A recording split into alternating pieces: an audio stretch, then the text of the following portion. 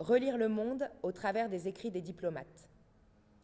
En 1902, on propose à Claudel de quitter Fu-Chiu pour un poste sûrement plus prestigieux à Hong Kong. Mais le consul de France refuse. Et la belle lettre qu'il écrit alors à M. Delcassé, ministre des Affaires étrangères, en donne la raison. Fu-Chiu, le 24 février 1902. Monsieur le ministre, j'ai reçu la lettre de votre Excellence en date du 12 du mois dernier, par laquelle elle me fait part de ma nomination au consulat de Hong Kong.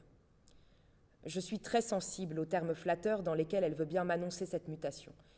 Et je sais qu'en m'appelant à ce poste important, elle n'a été animée que par des sentiments de bienveillance à mon égard.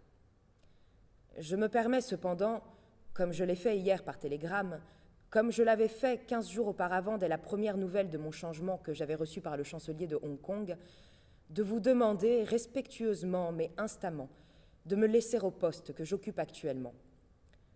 Je suis venue pour la première fois à Fu-Chiu il y a 6 ans, au commencement de l'année 1896, et j'eus à ce moment le plaisir de signer le contrat qui appelait une mission française à la direction de l'Arsenal. Au courant des années qui se sont succédées depuis, je me suis peu à peu attachée au pays où je résidais. J'en ai apprécié les ressources et les besoins. Je me suis créée parmi les hauts fonctionnaires chinois des relations précieuses. Et j'ai pu ainsi préparer de longue main une campagne dont la France commence à recueillir les fruits. Je me permettrai de rappeler à votre Excellence tout ce que j'ai fait au cours de l'année écoulée. L'organisation, grâce à un contrat signé avec les autorités locales, de l'émigration des travailleurs du Fokien sur les colonies françaises, l'achat à Amoy d'une île destinée à devenir un dépôt de charbon, la commande à Saïgon par le vice-roi de 40 000 picules de riz, enfin la création prochaine d'une école française qui va s'ouvrir dans 3 semaines. Ce ne sont là que les premiers pas.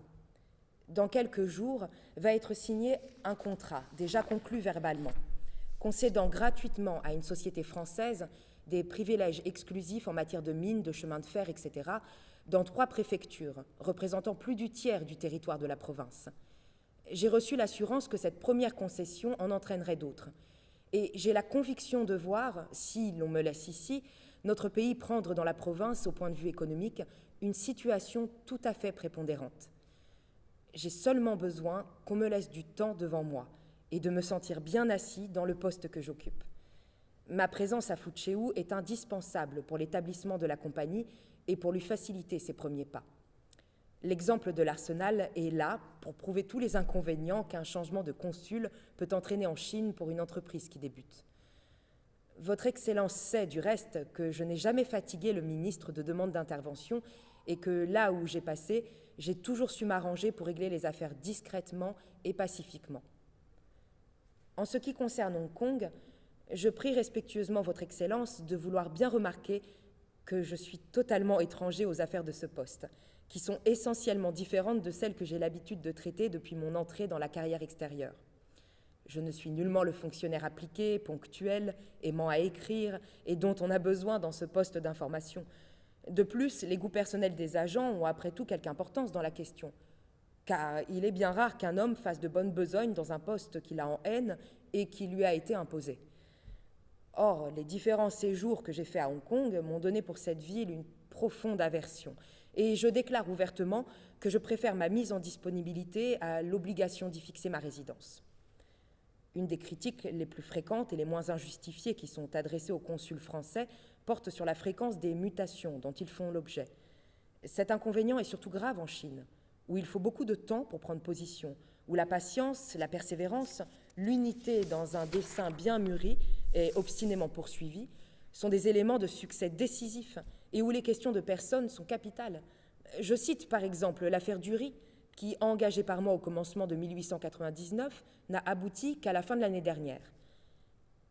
En résumé, il me paraît que la faveur que je demande n'est pas exorbitante. Je vais au bout du monde, dans un poste obscur, dans un coin perdu où je suis à peu près privé de tout commerce avec des êtres civilisés. Au bout de longues années d'un travail pénible, j'arrive à faire de ce poste, où les efforts de mes prédécesseurs n'avaient abouti qu'à la création d'un cimetière, un point capital pour notre action en Chine, et où des intérêts français considérables sont désormais engagés. Au moment où je vous avoue la satisfaction de voir mon travail porter ses fruits, brusquement, sans préparation, j'apprends que je suis envoyée ailleurs et que désormais j'aurai à employer mon activité à la compilation de rapports commerciaux et à l'expédition hebdomadaire d'informations frelatées, tristement recueillies chaque matin dans les colonnes de la presse locale.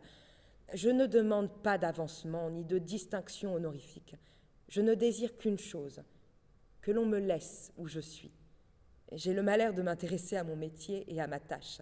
Et je l'avoue bien naïvement à votre Excellence, c'est pour moi un véritable crève-cœur de l'abandonner en ce moment. J'ai confiance dans ses sentiments de bienveillance envers un agent lointain et dépourvu de relations. Et j'ai confiance qu'elle ne voudra pas me refuser la satisfaction bien modeste que j'ai l'honneur de solliciter.